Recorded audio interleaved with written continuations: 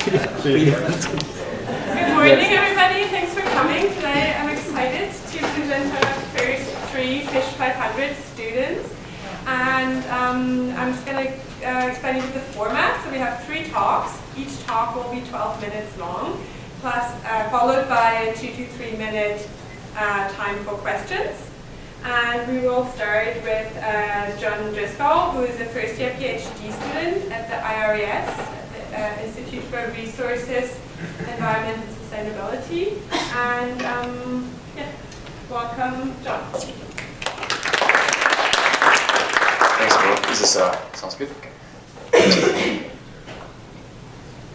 So yeah, I am in IRES. And my supervisor is Kai Chen, and at IRES, my intended field of PhD research is going to be in the kind of the intersection of fisheries and food security. But today, I'm going to talk about a project I was involved in before I came to UBC. So this project that I'm going to tell you about was essentially a 1.5-year long series of negotiations between the British Columbia groundfish bottom trawl fleet and several environmental organizations. The purpose of these negotiations was to develop a series of management measures to manage and reduce this fishery's impacts on sensitive benthic areas. There were 2 representatives from industry involved in these negotiations, Bruce Thuris and Brian Mose, and there are 2 from the environmental side, Scott Wallace, who is with David Suzuki Foundation, who got his PhD in this program, and myself, I was with Living Ocean Society at the time. So today I'm going to just kind of do a very unnecessarily brief overview of the background, the management measures we came up with, and then some of the results we've seen in the 3 years since they've been implemented. So here on the coast of BC, there are approximately, at least 60 and perhaps more than 80 species of coral and approximately 250 species of sponge. Some of these species are of substantial ecological importance due to the habitat they provide for other species. So here on the left we see a rockfish associating with a large Primnoa coral, and on the right we see a rockfish and several invertebrates associating with a glass sponge. British Columbia is also home to a large bottom trawl fleet. The BC groundfish bottom trawl fleet is composed of approximately 70 vessels, which use bottom trawl gear to pursue a number of species, including flounders, soles, a variety of rockfish, and so on. And I should emphasize, this is not an image of, this is not gear that's actually used in BC. This is a general image right here, just to give a sense of what bottom trawl, what the gear looks like, how it's dragged along the bottom, and to show you how it can contact and damage the seafloor. The gear used in BC would be look quite a bit different. It'd be probably look heavier. So the science is the science is very clear. And I'm sure that many of you are aware that bottom trawling is widely known to have the potential to cause significant and long-lasting damage to sensitive benthic habitats. So these images were taken by the Geological Survey of Canada in a sponge reef that's found off of the coast of BC. On the left we see an untrawled section of the reef, so notice the high degree of 3-dimensional structure formed by let's say a sponge right there, and there's some smaller sponges behind it. And on the right, that's an image taken on the same sponge reef that's been trawled or been hit by trawl. And so we see that that 3-dimensional structure has been either removed or utterly flattened. I see maybe the base of a large sponge is left, but otherwise it's been homogenized. And corals and sponges tend to be very long-lived and slow-growing, and so recovery from this type of damage, if it occurs at all, takes a year. So, like I said, the science is quite clear on this. Sponges and corals can be quite important ecologically, and they can be easily damaged by bottom trawling. Despite the clarity of the science, however, the British Columbia groundfish bottom trawl fleet has historically operated with essentially no management of their impacts on corals and sponge. With the exception of some spatial boundaries, a trawl closure around the glass sponge reefs, they have essentially otherwise been free to destroy corals and sponges without any kind of management action or limit on them. That's not to say that DFO, Fisheries and Oceans Canada, didn't recognize the problem. They've actually put out a decent amount of science and developed some policy and strategies to try to address this, but they never implemented these things, so they just kind of sat on the desk. And so the continued inactivity, or inaction regarding this issue, spurred several environmental organizations to take this cause up. So roughly between the years 2000 and 2010, several relatively prominent organizations made this a particular issue that they sought to raise awareness about, and they really sought to put pressure on both industry and government to reform this particular aspect of the fishery. However, for that, and roughly that entire decade, there really wasn't much progress in terms of actual on-the-water change, and the relationship between the environmental organizations and industry became quite strained at times during this period. However, in 2010, the bottom trawl industry actually did decide to sit down with some environmental groups and to try to hammer out a path forward that was mutually acceptable to both sides. From an industry perspective, this was a way of improving their position in the marketplace. The market's increasingly requiring evidence of sustainability or movement towards sustainability. And for the environmental organizations, it was a good opportunity to actually get some real-world on-the-water change, especially in a time when the political winds were seemed to be blowing it away from doing anything like that. So it was a good opportunity. So so between 2010 and 2012, there was a series of negotiations, a number of them, and meetings and going over data, et cetera, et cetera. And the results were a suite of management measures that were finalized in early 2012 and then implemented via the Fisheries management plan in early 2012. So there were several management measures that were developed, and I'm going to focus on two today. The first one was what is known as freezing the trawl footprint. Basically, it was defining the boundaries within which the trawl fishery could operate. And what we did to define the trawl boundaries is we basically started with charts of their historical trawl there since 1996. And from those charts, we then negotiated boundaries about where they could trawl and where they couldn't. The primary purpose of the freezing the footprint effort is to prevent expansion of the fishery into previously untrawled areas, because that's where when they expand previously untrawled areas, that's where the damage happens. And as well, there was some degree of reduction of trawling in sensitive habitats that we were able to accomplish through drawing the boundaries. For the most part, it was to prevent expansion into untrawled areas. The second measure that I really want to draw attention to, because I think it's kind of unique, is we developed and implemented individual vessel limits on coral and sponge bycatch. So this is essentially individual transferable quotas, or ITQs, for coral and sponge.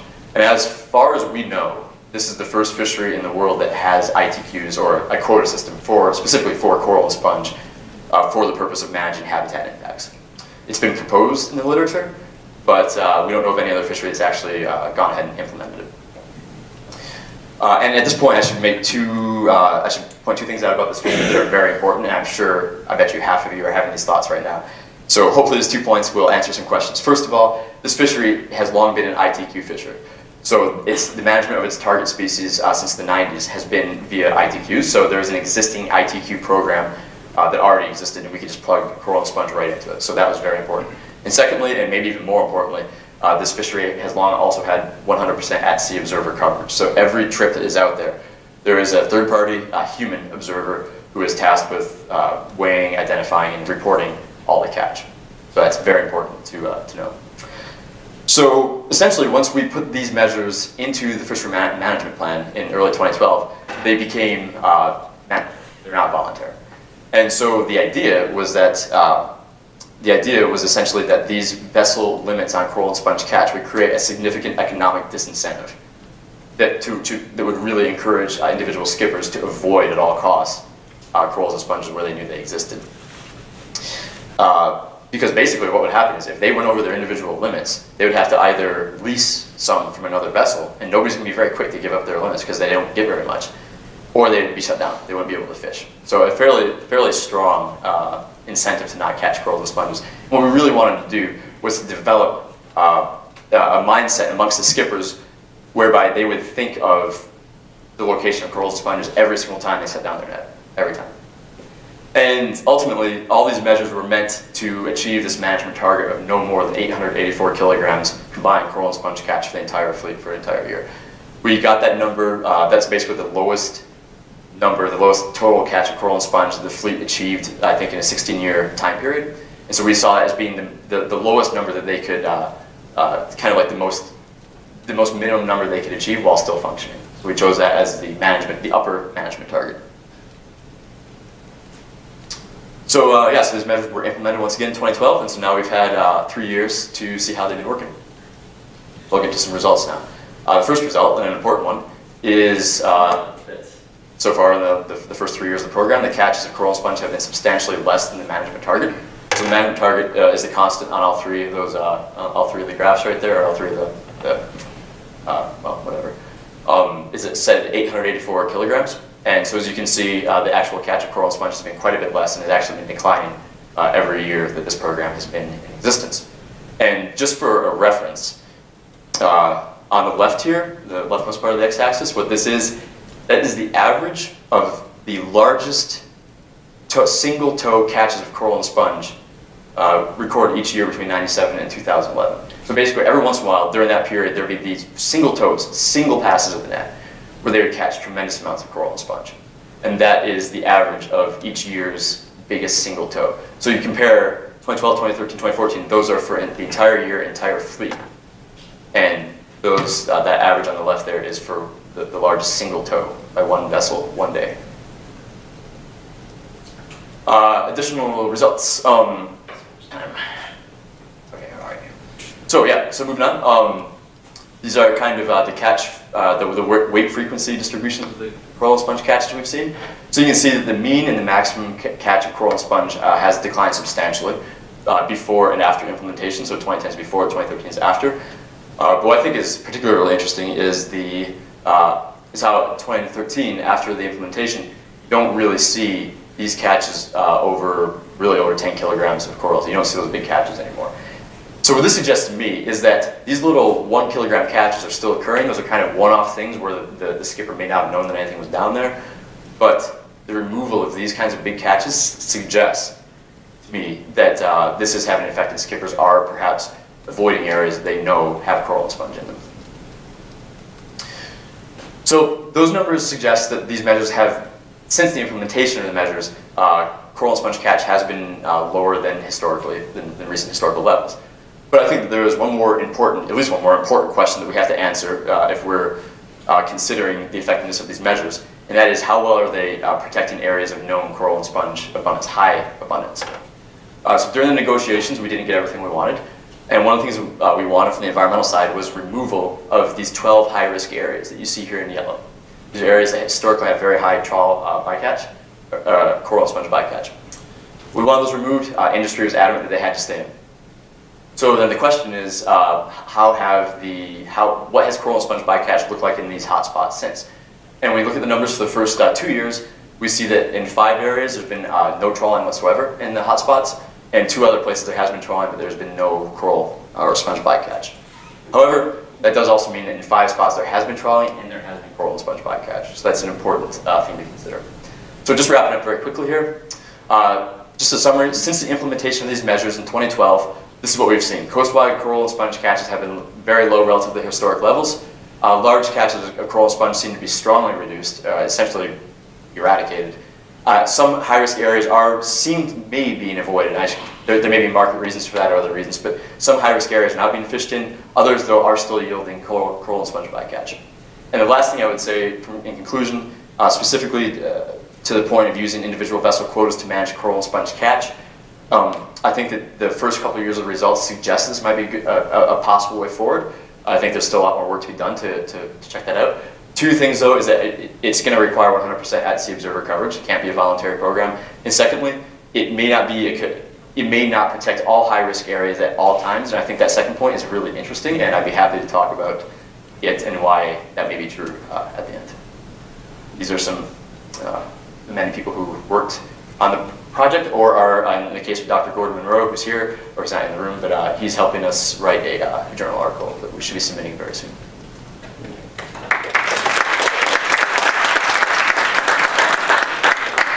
Okay, we have a couple minutes for questions.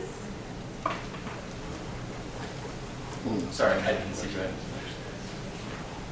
I'm wondering about the other side of this trade-off for protecting these corals and sponges. Did you evaluate any performance metrics for the fishing fleet? We have not yet, no. And this was the good side of dealing with, of having their negotiators right there, is that they had, one of the guys we were negotiating with was a highly successful skipper. And so we basically relied on them. They took it back to their guys and they would discuss how these things were going to affect. And the degree of accuracy they had when they were talking about specific areas. Oh, no, we have to fish in that 1 square kilometer area. It was really impressive. But as far as have we actually looked at the data since then, no, we haven't done that. And we hope to, but it takes a while to get the data. I'm just wondering how strong the connections are between coral and sponge health and the health of the groundfish population, and how big of a role that play in negotiations. It's a hard question to answer. Verena Tunnicliffe and Dupree, her last name is Dupree, said she was a graduate student at, I guess they're had done some pretty interesting work on trawled areas versus non-trawled areas in the Learmonth Bank. And they found the species composition is very different for commercially important crawfish species. As far as a leverage point or as a discussion point, I think that these guys may know it, but in a way it's a tragedy. How is it tragic? It wasn't the strongest leverage point that we had. So it's something that people have been saying for years and years and years and years, and that's not what got them to the table, nor is it what got them to give up anything, unfortunately. One last short question. Yeah. Yeah, it's a question about like the numbers that you gave, like you quoted the lowest, like one of those figures was about 884 or something like that, and then highest to like 2,500 kilograms. That seems like such a big disparity in my head. But like one sense I want to get is what sort of spatial area is that? Like, do you think that might cover like 2,500 seeds that you can spread itself over a large area? Those 2,500 came. That was the average of, those were all in 1 tow. Yeah. So that wasn't over the course of a year or even over the course of the coast. That was 1 trawl tow. Right. Whereas the 884 was the lowest over the entire coast. So yeah, so I try to make that clear. It's actually hard for me to express in only a few minutes. Most of the numbers were coastwide, except for those individual, that one graph that showed the one average of the individual tows. Those numbers are shocking. The coastwide catches in those years were far larger than that. I just thought that was particularly shocking to see 1 tow be that high. Okay, thank you, Don.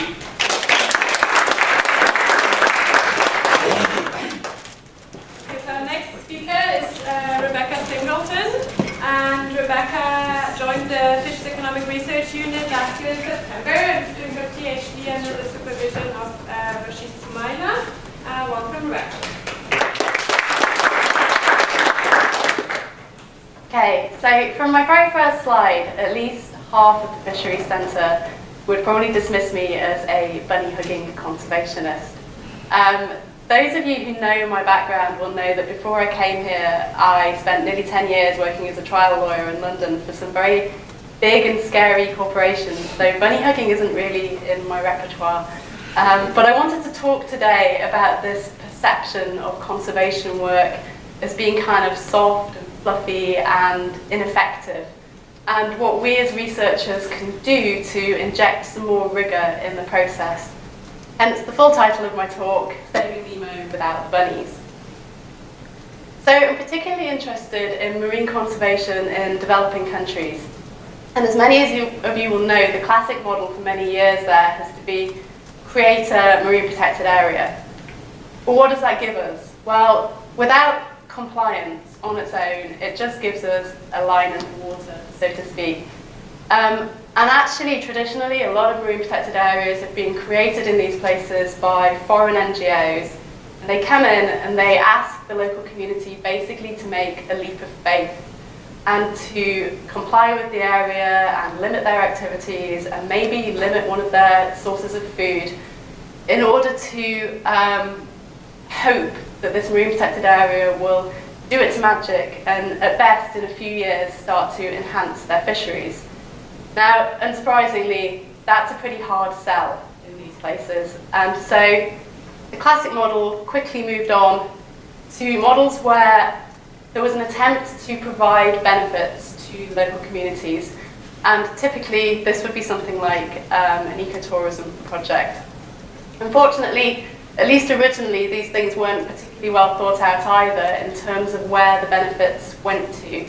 And there are a lot of examples in the literature of ecotourism projects where the benefits went to an overseas owner, or where perhaps the only benefit is enhancing biodiversity in the marine protected area, which benefits the American billionaire who believes that's a good thing.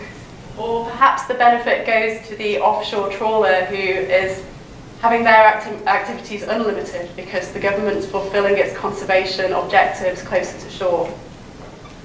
So this classic model of imposing protected areas with or without some sort of attempt at economic benefits has never really been that successful in developing countries. And you'll often find that these areas are difficult to enforce, or if they can be enforced, then maybe they fall apart when the NGO that implemented them leaves. So, and they've also, this kind of measure has also brought condemnation down a little bit on the conservation community, in the sense that it's kind of a bit of a colonial approach. People with, from say American-based or English-based NGOs going around the world and imposing marine protected areas. So with those criticisms in mind, the field moved on to try and integrate conservation work with human development work, both out of respect for the local communities where these things were happening, but also with the idea that if there were development benefits to marine protected areas and other conservation efforts, then perhaps they would be more palatable to local communities and be more effective. So, for example, on the treaty level, the Convention on Biological Diversity has commitments to alleviate poverty. On the flip side, the development treaties and the Millennium Development Goals have commitments to environmentally sustainable development. On the ground level, there are a number of projects now where there'll be, for example, a conservation initiative that might bring health benefits or education benefits as well. And research now, there are a lot of research projects where the researchers go into the local communities and talk to them about what it is that they want and need for a successful, dignified, fulfilled life. So you'll hear a lot about well-being-based fisheries research and human rights-based fisheries research these days. My concern is that neither of these approaches are working on the right scales to bring about real effective change.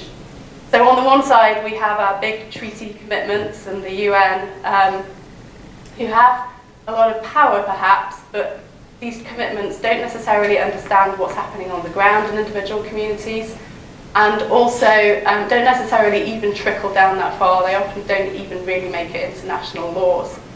On the other side, we have our projects in the local fishing communities, which understand really well what people want, but don't necessarily have the power outside of those communities to achieve it. And I would say that going into a community and asking people what they want without having any ability to actually achieve that for them often does more harm than good.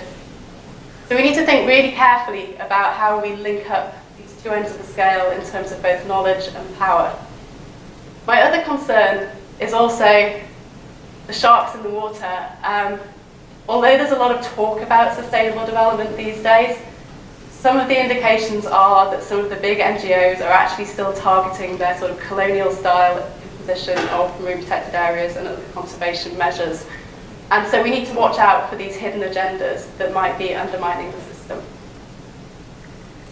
So, back to my thesis, what are we going to do about this? Well, going back to my former career, contrary to popular belief, or at least Daniel's not here today, but Daniel's belief, I did not spend the majority of my time prancing around court in a wig. So I did spend the majority of my time getting to know the industries that my clients operated in, getting to know the pressures that my clients were facing, and trying to understand the relationship between my clients and their opponents in cases. And that kind of understanding of context really helps you to identify points where there might be ground for settlement or points to undermine your opponent's position. So for example, I would have some cases where my client and their opponent just simply hated each other, and it was never going to settle no matter what the legal merits. I had other cases though, perhaps, where my client had just not quite got the royalty percentage that they wanted in royalty negotiations, and they were going to court simply to put pressure on the other side, and there was fertile ground for settlement there. And then I had other cases where it would turn out, after a little bit of digging, that the other side was flat broke, and they were really bringing the case just to try and shake down some money out of my rich corporate client. So you can see that until you if I'd just looked at the law, if I hadn't understood the background picture, I wouldn't have really known what was going on in the case. And I think that marine conservation can benefit from this similar sort of investigative picture building kind of work.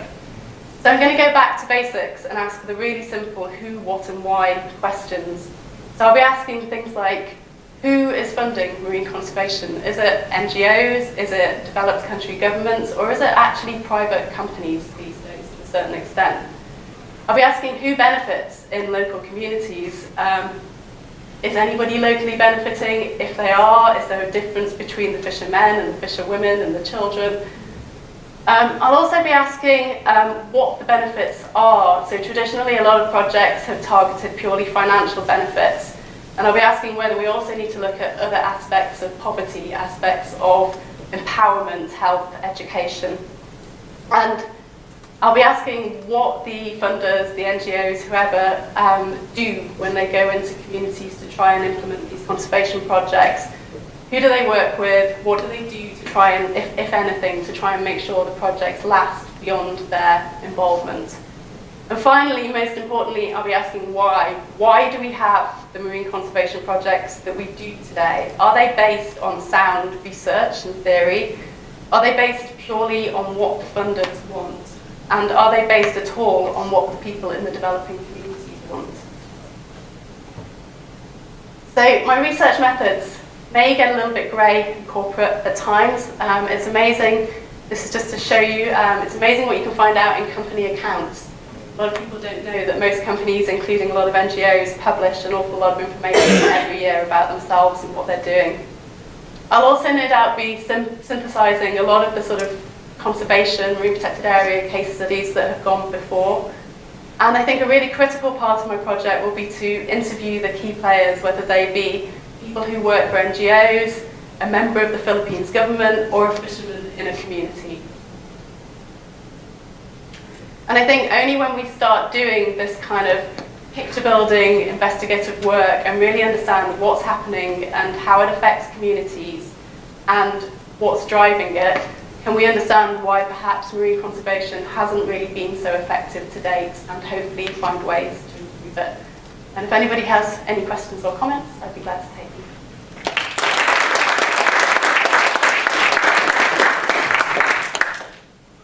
Any questions? Yeah. So I'm just wondering about if in your research you'll be looking at differences between, we have seen an increase, or somewhat of an increase over the past decade of communities implementing or beginning the process of implementing MPAs, and then seeking support through higher levels of government or reaching out to NGOs to do implementation plans and stuff like that. Will you be kind of comparing what have been the social processes and outcomes between MPAs that were, maybe established from a very outside NGO community versus ones that have been a little bit more collaborative, however successfully? Yeah, I will. And I think even those, I think one of the problems with those local-based MPAs is that they're fine to a certain extent, like maybe the community through peer pressure or whatever can control their own activities.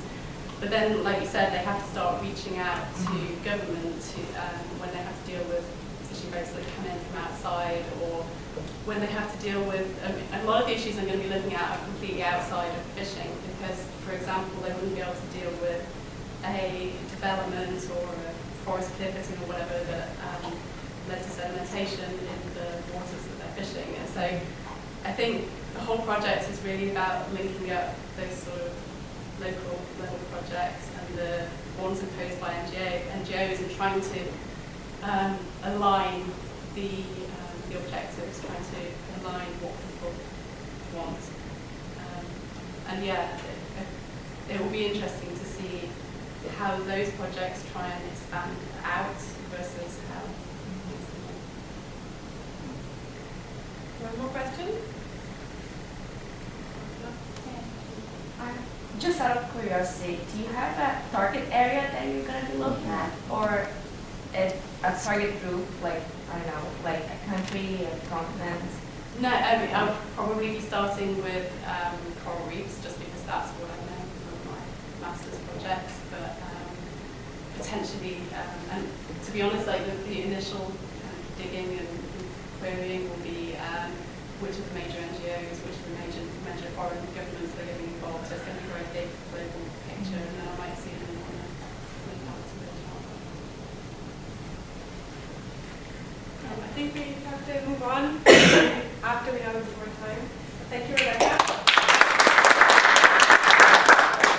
Our next speaker is Allison Witter. Allison is also a first-year PhD student with Rashid Sumaila in the Fisheries Economic Research Unit. She's originally from Victoria, BC, so local, more or less. And welcome, Allison. So good morning. Thank you all for being here for our talks. Today I'm going to speak about local seafood and community-supported fisheries in North America. This was the subject of my master's thesis research, and I will continue to explore this for my PhD here with the Fisheries Economics Research Unit. In particular, I've identified a few key research gaps that I'd like to look into, so I'm just going to brief you on those and then describe a couple of the projects that I'm collaborating on right now that are starting to look into those research gaps. So just to begin, what is driving the local seafood movement, which is essentially aiming to reconnect seafood producers and consumers in North America? On the supply side, there are several drivers. They mostly have to do with challenges to small-scale fishermen staying in business. For example, impacts of fisheries policies such as ITQs or catch shares and the resulting consolidation, prices of quota, etc., that make it difficult for independent fishermen to stay in the game year after year. Other factors such as high costs of operation and uncertainty when someone goes out for a season and comes back and isn't sure what they will receive in terms of price and how much they will be able to sell in terms of volume at the dock. All of this has led to a decreasing value of fishing operations. On the other hand, cheap imported seafood products are sort of a competitive force for smaller scale fishermen, so a lot of them are looking to differentiate themselves somehow, but they can't necessarily receive or achieve MSC certification because of their small operations. So on the demand side, there are other factors as well that are leading this movement towards local seafood. The more broad local food movement is having people try to reconnect to the source of their food, and then with regards to seafood specifically, people might be wanting to eat sustainable seafood, but they are a bit confused about the different ranking guides or the differences between different certification and labeling schemes. So this combined with weak traceability and more global seafood supply chains and the resulting imposter fish scenario or mislabeling of seafood has all sort of led towards this movement. So what does it look like? Essentially, the local seafood movement is trying to adapt seafood supply chains, make them a bit shorter and localized or regional. So here we have two supply chains for seafood. On the top, a more conventional one. These are just basic depictions, but essentially what it's showing you is that in a more conventional and often global supply chain, the fisherman will land at the dock and sell to a buyer who may also be a processor, and then the fish changes hands several times before reaching a consumer as they buy the seafood in a retail setting. This is sort of the ideal version of a local seafood chain. The fisherman, as an individual or as a group, attempts to absorb all those supply chain functions into perhaps a cooperative or a company in order to capture more profits from the supply chain with the aims of having higher prices received by the fishermen, and in some cases, which is interesting to look at, making the seafood cheaper to seafood consumers at the end. So an example of how people are trying to reach this goal towards more local seafood systems is the community-supported fisheries model. Some of you may have heard of Skipperato's CSF in town or been to Sean and Sonia's talk earlier this year. Essentially, CSFs are based on community-supported agriculture, in which a consumer becomes a member of the food production system. And how do they do that? They invest in that food production system by prepaying for a share of whatever food is produced that season. So in doing that, they are helping to cover working capital costs at the beginning of the season. In the case of fishing, this could be to help with boat repairs or buying licenses or gear upgrades. This helps to distribute the production risk, and it also helps to just guarantee a sales volume and fair price for fishermen at the beginning of the season before they go out. So what is this looking like in North America right now? There's been a growth in the number of CSFs on the continent since 2007, when the first one was started in Port Clyde, Maine. So you can see there's been a growth in the total number of these programs. Interestingly, last year there were around 42 CSFs, and at the beginning of this year there are also 42. These numbers capture both new CSFs and ones that have gone out of business. So I believe 2 or 3 new CSFs have already launched this year. However, a few went out of business last year. So that's just what these numbers are showing. What does this look like in terms of range? This is just a map showing the locations that are served by CSFs. Not where the CSFs are located, but all the locations served by them, which is around 187 locations currently. And in Canada, there are around 4 CSFs supplying 14 locations. So with the case of Skipper Autos, these guys are supplying not just in Vancouver and the Lower Mainland, where they're based, but they also have members in the interior and the prairies. So overall, there's been a lot of praise for these programs. People in the news are saying, you know, this is a way to promote resilient fishing and to help sustain sustainable fishing practices in smaller scale fisheries. That it's good for community development, that it's good for traceability of seafood and transparency. On the other hand, some people are calling it a food trend. So that leads me to question, is this just a niche market, something that's trendy amongst the farmers market crowd, or could it be something more? So there is some research on CSFs and the actual impacts of this model that sort of backs up some of the praise. It's quite limited though. There are about 3 scientific papers thus far, each with a different focus on the impacts of CSFs. It's just a summary of some of the opportunities that they've found of the model. There are market benefits to this model in general in terms of providing higher prices to fishermen, helping them to stay in business. There are also some non-market benefits, such as political capital, as more fishermen come together in cooperatives and then also start engaging more with local communities. This can add more leverage in fisheries management. And then in terms of the ecological impacts of this model, there's actually just one study that's looked into this. And what it found was that while the target stock sustainability of the fisheries supplying these CSFs is on average actually about the same as North American fisheries more generally, there are some other ecological gains that could be had, including lower carbon footprint and food miles, as you would imagine, and other things such as providing new markets for underutilized but abundant species in certain locations, and also potentially by providing higher values for certain fish, promoting lower volume fishing. At the same time, there are a lot of challenges that have been identified with this model. So in terms of the profitability of these companies, some of them struggle to stay afloat. Like I mentioned, there are always a few going out of business each year. And often it's difficult for these companies to pay their employees a fair wage. They often rely on volunteer labor. They may also rely on grant money. They may not be self-sustaining as a business themselves. It can also be tricky to vertically integrate all these components of a seafood supply chain into one business, as the model ideally attempts to do. So for a fisherman to go and all of a sudden be also in charge of processing and then cold storage and transportation, as well as marketing and consumer support. That's a lot to do. So to actually make it happen, it requires a lot of human and physical capital. There are some other challenges, but overall the question is, are the theoretical benefits of this model actually realizable in practice? So this just leads me to what I see as the two main research gaps on CSFs. First of all, what is their economic viability? And second of all, are they scalable and to what degree?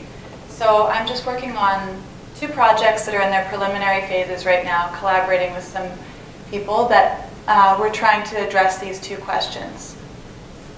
So first of all, I'm working with a team of SFU researchers. We are surveying CSFs across North America to see some key components of their business structures, as well as some financial success metrics in order to find out if there are certain criteria of these businesses that can lead to economic success. Secondly, and I think one of the really interesting questions here is the scalability of the model. So the project that I'm collaborating with some people at the Institute for Coastal Research on Vancouver Island is how might these programs help in meeting the economic diversification goals of coastal rural communities on BC's north coast. Through the Marine Planning Partnership process, 4 sub-regional strategic plans were established last year for the area, and in them there's quite a heavy focus on moving towards community-based fisheries and strengthening local seafood systems. So we just want to see if this model could help in the implementation of these goals. But beyond that, I think it would be really interesting to look at the scalability of the model in terms of how big can one CSF get? Is it just a stepping stone to something else, such as restaurant-supported fisheries, which we've been seeing, or institution-supported fisheries, or just local seafood systems more generally? And then also, this phenomenon has mostly occurred in North America. There are a few CSFs elsewhere, such as 2 in the UK, and 1 in Germany and 1 in Chile, actually, as far as I know. There may be more. So the second question is this just something that fits within a North American context, or could it be adapted to other parts of the world? So I just want to thank the people who have supported me on my research so far, Rashid Sumaila, my supervisor, the people I'm collaborating with at SFU and Vancouver Island University, and then the Strobels at Skipperato's CSF. Any questions?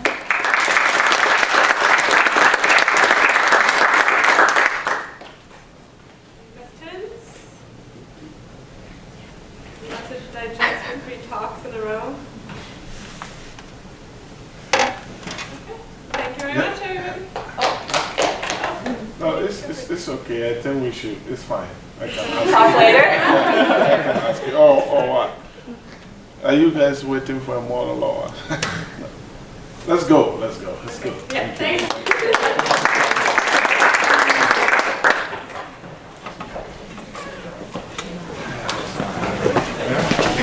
You always come. It's good. When you are in town, you always come. It's great.